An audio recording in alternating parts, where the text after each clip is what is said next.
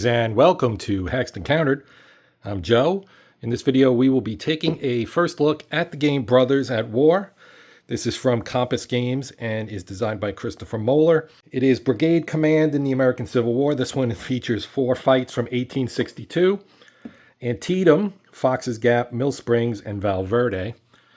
So let's take a look here. We do have some figures that featured in these battles. John Gibbon from Antietam on the Union side. Then we've got Samuel Garland from Fox's Gap, Powhatan Carter from the Mill Springs, and William Scurry from the Valverde scenario. So if we flip this over here, you can see 20-minute turns, 100-yard hexes, brigade commands, regimental units. Antietam, it's the Miller's cornfield portion of the fight from 5 a.m. to 9 a.m. This was a one-day battle on September 17th, 1862. So you just have in the 4 hours-ish of that fight. Then South Mountain, the Battle of Fox's Gap. 3 scenarios covering the flanking attack by Reno's 9th Corps at South Mountain. Mill Springs, Thunder in Kentucky. This was 3 scenarios, or is 3 scenarios covering the climax of Confederate State Army General Zollicoffer's ill-fated winter campaign. And Valverde, Guns on the Rio Grande. 3 scenarios covering the opening battle in Confederate General Sibley's invasion of New Mexico. As I mentioned, designed by Christopher Moeller. It's got 520 3/4-inch counters, 114 half-inch counters, 4 22 by 34-inch map sheets with luxurious 1.5-inch wide hexes, 1 deck of 52 playing cards, a rulebook and study folder, 9 cardstock player aids, and 6 6-sided dice. Complexity is medium-high. Turn, as we saw, 20 minutes, 100 yards for each hex. Units are regiments and batteries. It's a 2-player game. Medium suitability for solitaire. We will try it that way and see how it works out. Average time to play 1 to 4 hours, depending on scenario, and recommended 14 and up. So let's take a look inside the box. Okay, here we go. Open it up. So we have an insert here. Off-board artillery cards. The backs for South Mountain Fox's Gap should be Antietam, Miller's Cornfield, and the back from Antietam Miller's Cornfield should be South Mountain Fox's Gap. So you're just swapping those two. Here are our 6 dice. We've got 3 in Confederate gray and 3 in Federal blue. And we've got our deck of cards. We'll set this aside for the moment, but you can see off-board artillery, South Mountain Fox's Gap. So we'll take a look at that in a little bit. I usually start with the rule book. So we'll take a look there to begin. And this it's not an extensively long rule book, 20-some pages. So that's a good sign. So introduction, as you would expect, it talks about the scale, the unit size, distance, time, etc. The contents that we saw in the back of the box, the units. So units are infantry regiments, cavalry regiments, artillery sections or batteries, and skirmishers. Units have a firepower rating and a movement rating. Artillery units also have a range. Units are double-sided, each side representing a different formation. Infantry have a formed and unformed side. Cavalry have mounted and dismounted. Artillery have limbered and deployed, so pretty standard there. Firepower rating, units attack by rolling dice equal to their firepower rating. Each result of 5-6 is a success, inflicting a hit. The movement rating governs how many movement points it may spend when activated. In addition to movement points are spent on actions such as firing and changing formation. Range, is this too bright? There. I hope that's better. That seemed really bright. I didn't actually really change anything, but this looks better. So, sorry about that. I apologize, but it's fixed now. All right, so range, artillery units can attack targets up to 3 times their range rating away in hexes. Other units can attack units up to 3 hexes away, so 300 yards. Skirmishers screen friendly forces and harass the enemy. Commanders, brigade commanders help the units in their brigade move and rally. Then we got markers. You've got finished markers, disrupted markers, out of command markers. And others: turn, countdown, control, reserve, exhausted, casualty, and free activations. There are 4 maps. The terrain features are described in detail on the terrain effects chart. If a symbol on the map does not appear on the terrain effects chart, it has no bearing on play. Fences and walls, you've got an example thereof. Forest paths, dice. The number of dice may be increased or decreased. Uses 6-sided dice, or 6 6-sided dice, where a roll of 1 to 4 is failure and a 5 to 6 is a success. Rolls can be modified in one of 2 ways: the number and the 2-hit number. Disrupted units in an assault have a -1 to hit, meaning a roll of 5, which would normally be a success, becomes a 4, which is a failure. So you get some die roll modifiers. Checks. Units will make checks during play, such as rallying command checks. To perform a check, one dice is rolled. If it is a success, the check succeeds, otherwise it fails. We have a brigade display for each player. 1 activation display is placed between players and used by both of them. We will need a cup, the all familiar opaque container. Here's our sequence of play. Got your prep phase, your activation phase, which has a selection step and an activation step. Final countdown. Once 2 countdown markers are on the activation track, the phase ends. End phase, discard and draw. Cleanup, free activations. You've got a fate check. So you have a fate. You roll a die and consult the following table. The USA player fate checks for his or her brigades first. You can break, be exhausted, regroup. Advance the turn marker, reinforcement step. Pretty straightforward. Doesn't seem like it's all that complicated. I know it said medium, high, and I'm sure there's a lot of nuance that we haven't gotten to yet. Determining victory. Each scenario has its own victory conditions. See the scenario booklet, which is in the box currently. 2 types of victory: instant, in which the game ends the moment the conditions met, and victory conditions that are resolved at the end of the scenario. Hex control. Control of key hexes may be used to determine victory. That's sensible. Hex becomes controlled by a player when it's occupied during the cleanup step by one of the player's units, and you can mark it with a control marker. It remains in a player's control until an enemy unit gains control of it. Infantry, cavalry, and artillery may control hexes. Skirmishers and brigade commanders may. Activation markers. Activation display, the cup. Activation and countdown markers will be placed in the cup. During the activation phase, they're drawn out randomly and placed on the activation track, beginning with the space marked start. And you have countdown markers that determine when the activation phase ends. When 2 of these markers have been placed on the activation track, the activation phase is over. This kind of reminds me of like 65 and 85 from Flying Pig games, where there are end turn cards, and a certain number of end turn cards, if they're pulled, they end the turn. Same kind of thing. It's just a mechanism to have a little bit fog of war, undetermined length of a turn. Then we've got markers, uncommitted brigades, automatic commitment. I don't want to go too deep. I'm just I went a little deeper in the basic stuff, but I'm going to brush over most of the rest, only because I don't want this to be a 45-minute video. So we've got activating brigades, ending the activation phase. Then you've got command rules. Your brigade commanders, how they move. They can't be attacked. They get displaced if an enemy unit occupies a hex adjacent to them if they're by themselves. If they're stacked with a unit, they can retreat with a unit they're stacked with, basically. Command range, out of command, and its effects. Movement. Units can move individually or as stacks when their brigade's activation marker is drawn. When it begins spending points, it becomes active. When it finishes, it is finished, and another unit in its brigade may become active. We've got actions that you can take: move, change formation, assault fire, hold fire, deploy skirmisher, disband skirmisher. Then movement for various things here: exiting the map, rivers, changing formation, how that works. Your stacking rules: 2 units may occupy the same hex. Brigade commanders and markers don't count. That makes sense.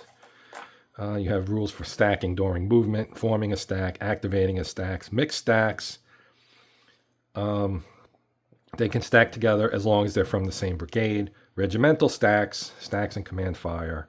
Hit markers and checks, or hits, markers and checks. Elimination, retreat.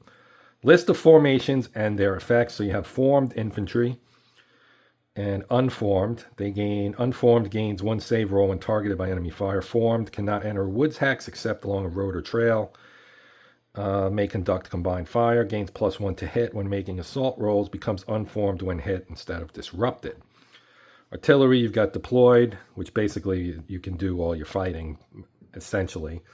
Limbered means you can move, can't assault. And horse artillery may retreat up to 4 hexes. Then you've got cavalry for dismounted and mounted, and our skirmisher rules, and then remnants.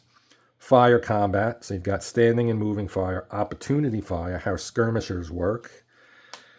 1 hit maximum, skirmishers never inflict more than 1 hit per attack.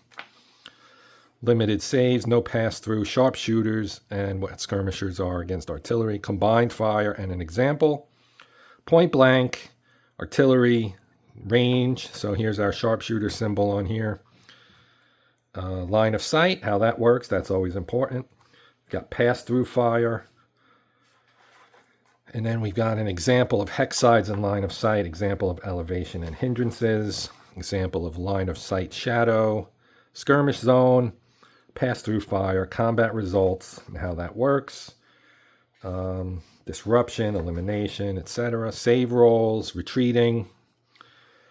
Example of retreat, unsaved hits. Then you have your assault rules, how terrain affects it, retreating before assault. Your brigade display, so that's a display we'll see when we look at the other components here.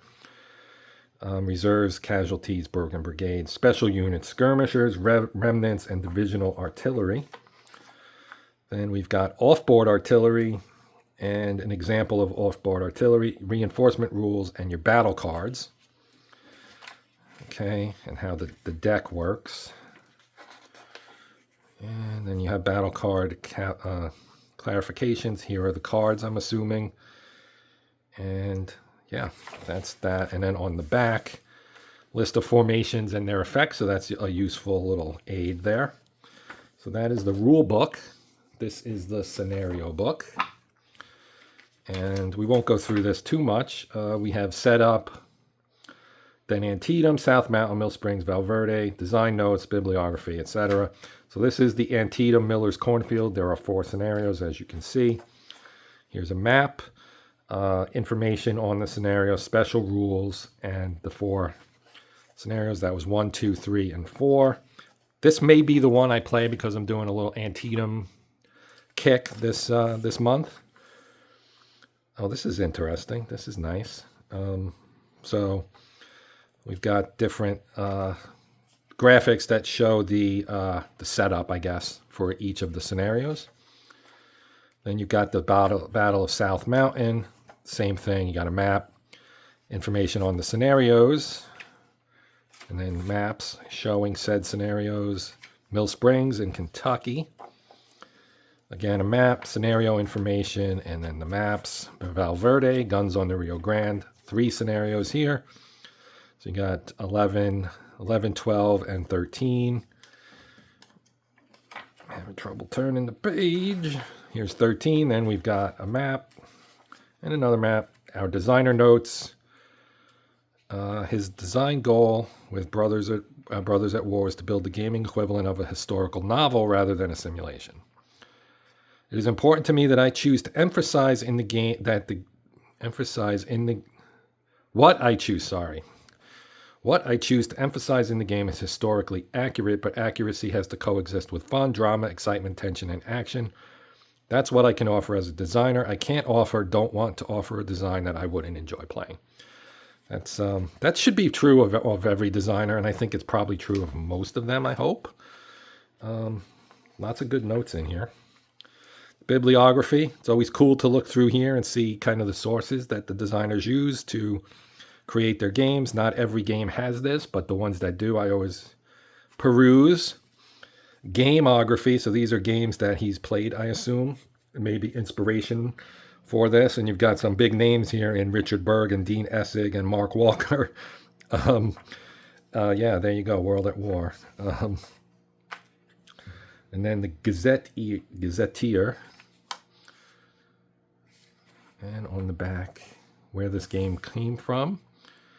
So yeah, his primary, Christopher Moeller, that is, his primary profession was illustration. And yeah, he's also done that fantasy game, that Burning, I can't think of the name of it. I hate when that happens. Well, we have the maps here, and I like to save the maps for last. So here are the maps, and we will look at them momentarily. So, oh, my counters fell out, man. My counters fell out. So, they're literally falling out here, which is really cool from a standpoint of being really easy to punch out. But here we can take a good look at them, hopefully. There you go. You can see we've got nice color coding. You can see what they are. On the back, you can see casualty markers. That's pretty cool. Here are some more that are more of the traditional units, I would say, and a couple of leaders. You've got Manson and his Indiana, 10th Indiana. So you've got ABC or AB, and I'm not sure what that one is. And then you have the back where they're unformed. So I won't have much work to do punching these guys. They're all, that whole sheet is basically punched already. Yeah, that's. Well, we haven't seen any of the cannon. So here's the artillery. You've got first light battery F here, 4th U.S. battery B, 4th U.S. battery B, first light battery, and then of course you have the back, which shows a horse, meaning it's limbered. And we've got more of those here. All right, here, let's see if these are dropping. Oh, these are dropping out too. Well. Good stuff, man. All right, well, wow. We are just losing all kinds of stuff here. So here are activation counters, I believe. So you can see there's a couple of them for each one of these. I'm not really sure what battles these go with. And we haven't gotten to any Confederates yet. All of these guys are Union, judging by the blue. And so down here is the Rebs, and they're falling out as well. These are just casualty markers. But here's some rebels, some rebel leaders, activation markers.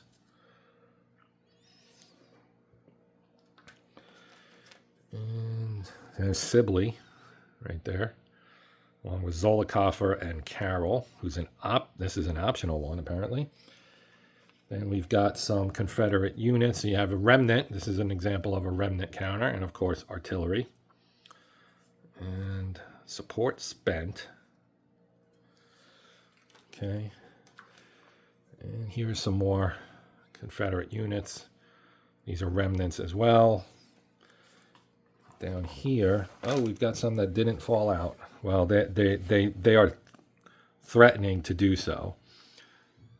But you can see here some of the units. All right.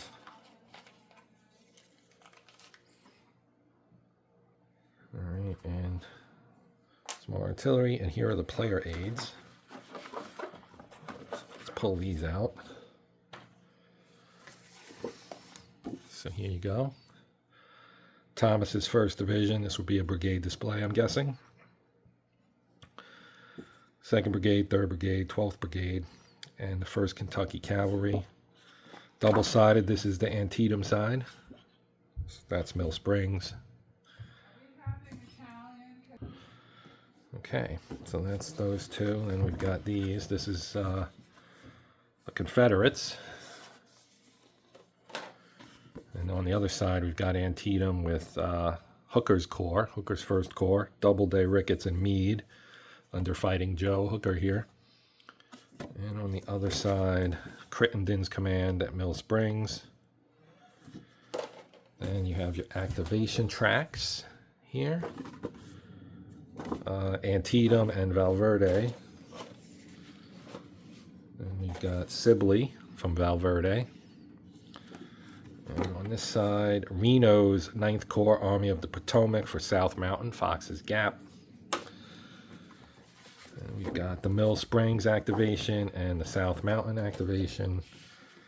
Here we have Canby's Brigade from Valverde and Longstreet's Corps from Antietam. We got Hill and Hood, and Hill's under Jackson, and Hood was under Longstreet. D.H. Hill from the Army of Northern Virginia for South Mountain, and on the other side, Antietam, Jackson's Corps. And there he is, Old Stonewall. And then 2 player aid cards. They're identical. Sequence of play, terrain effects chart. You would expect the art in this game to be pretty good since it's Christopher Moeller did both the design and the art. So you got other things here. And on the back, combat resolution. Okay, let's take a quick look at the maps. Now, I don't think these will all fit here. So this is Antietam. Okay, so I'm going to show it kind of moving up. All right, so you can see we've got our turn tracks here for the 3 different scenarios that run various times, and then you have, I'm assuming these are entry points for, or setup points perhaps, or entry points for various units. Reinforcement key, yeah, so these are reinforcements that come in. Then you've got your terrain. The hexes are big. They definitely are big. You can see there's a U.S. flag here and here and here, so that would be where the U.S. would enter, I guess. So here is some more of it, as you can see. And here's the Miller's Cornfield, for which the scenario is named. And then at the bottom, you have Dunker Church. And here we have Confederate entry points on these 2 and this side. So that's Antietam. This one is Valverde. So here you have Valverde, New Mexico territory, 11 and 12, more turns. 10 here and 11 here. The old river right here in the middle. This one's pretty plain because it's desert. As you can see. And then the bottom is here, Mesa de la Contadero. All right. And we've got Mill Springs.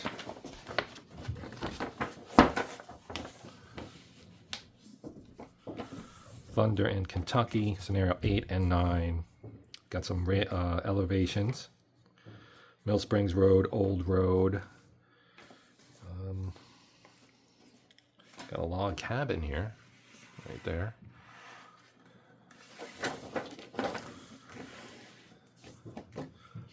And then there's a blacksmith down here. And at the very bottom we have a farm, Burton Farm and Burton Hill. And a fence. And the Confederates come in down there. And the U.S., I want to say Americans, but they're all Americans. Yeah, so here's the South Mountain. Battle of Fox's Gap. The old Sharpsburg Road. So this was in Maryland, 3 days before Antietam. Okay, so 2 scenarios here, 5 and 6. You can see where the reinforcements come in. We've got the Confederates at the top here. North is this way. And then here we've got a lot of forest. The Hutzel Farm, the Wise House, Ridge Road, the Martz Farm. And down here you've got the Kaufman Farm and the Beachley Farm and the U.S. Army entrance points down here at the bottom. And that is that. So these are the cards. And I typically don't show the cards until I play the game. So you're going to have to wait. Because, like I said, we'll go through the cards when I do gameplay. And since I'm doing several or two Antietam games this month, or that's the plan, we might as well make it 3 and throw in Brothers at War as well. Because I had forgotten that this actually had a Antietam scenario. So there you have it. That is our first look at Brothers at War, designed by Christopher Moeller and published by Compass Games. This is not a brand new game. It came out, I think, in 20, well, it says 2021, but I don't know that it's been out that long, has it? But anyway, like I said, not a new game, but one I'm interested in. And I think they're going to make it a series. At least that's been the indication. So hopefully that comes true. Maybe we'll get some 1861, 63, 64, 65. Plenty of war to go around, unfortunately. Or fortunately for us from a gaming standpoint. But anyway, that's it for now. If you have anything to say, you know where to put it. Right in the old comments section. And I'll do my best to answer you as soon as I can. But other than that, if you could, help a brother out by liking, sharing, and or subscribing, that would be awesome. But if not, hopefully you at least enjoyed this and we'll come back to see something else down the road. And so I'm signing off now. I'm Joe. It's Hexed Encountered. And until next time, as always, happy gaming.